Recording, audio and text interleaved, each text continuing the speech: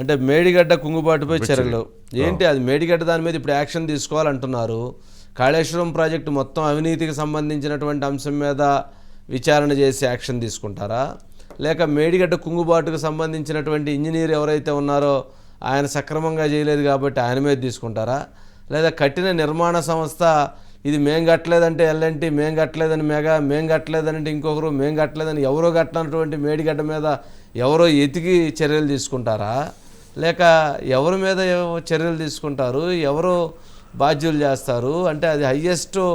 చివరికి రేవంత్ రెడ్డి గారు అట్లాగే రాహుల్ గాంధీ గారు స్వయంగా వెళ్ళి దాని మీద నుంచొని సెల్ఫీ దిగి ఫోటో పెట్టారు. ఏంటి ఆ కాళేశ్వరం ప్రాజెక్టు, కాళేశ్వరం ఏటీఎం కేసీఆర్ గారికి అని చెప్పి దీని మీద విచారణ చేస్తామని చెప్పని. మరి దాని మీద ఎంటైర్ మీద విచారణ చేస్తారా ఏంటి సురేష్ గారు?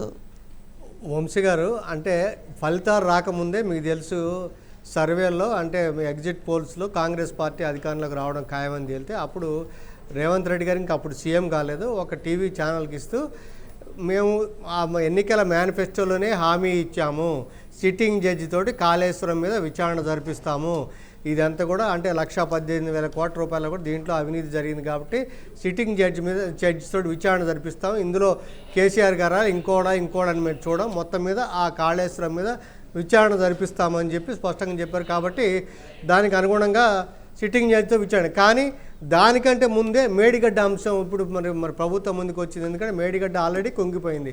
దాని మీదనే అందుకని ఉత్తమ్ కుమార్ రెడ్డి గారు ఏం చెప్పారంటే దానికంటే ముందు మేము ఈ మేడిగడ్డ కుంగుబాటు మీద విచారణ జరిపిస్తాము, విచారణ జరిపి ఎవరైతే విచారణ దోషులను చేస్తే వాళ్ళ మీద చర్యలు తీసుకుంటామో అని చెప్పారు. అంటే ఒక రకంగా కేసీఆర్ గారి ప్రభుత్వం మీద తొలి విచారణ ఇదే మన మేడిగడ్డే అవుతుంది వంశీ గారు. ఎందుకంటే అది తప్పని పరిస్థితి ఏర్పడుతుంది, ఎందుకంటే ముందుగా దాని మీద విచారణ జరపాలి, తర్వాత దాన్ని రెస్టారేషన్ చేయాలి. ఇవాళ రేపు ఆయన ఉత్తమ్ కుమార్ రెడ్డి గారు మన మేడిగడ్డ సందర్శనకి వెళ్తున్నారు.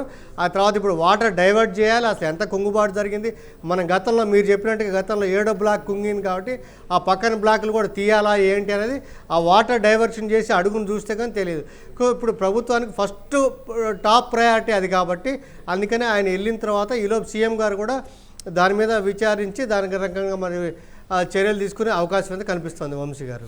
ఓకే, రైట్ సురేష్ గారు. మొత్తానికి అయితే ఇది ర్యాపిడ్ ఫైర్ ఈ రకంగా అడుగులు వేస్తూ ఉంటే అంటే ఖచ్చితంగా త్వరలోనే ఇవన్నీ కూడా ఎంక్వైరీకి వెళ్తాయి. ఎంక్వైరీ నుంచి ఇక ఇన్వెస్టిగేషన్ ప్రక్రియలో భాగంగా విచారణ చేయటం, తర్వాత అరెస్టులు జరగటం, తర్వాత ఇవన్నీ కూడా మళ్ళీ ఛార్జ్షీట్లు వేయటం, ఇవన్నీ జరిగేటువంటి పరిస్థితి కనిపిస్తూ ఉంది చూడబోతే.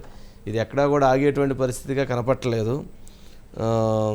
సరే సురేష్ గారు, చూద్దాం మరి దీనికి సంబంధించి నెక్స్ట్.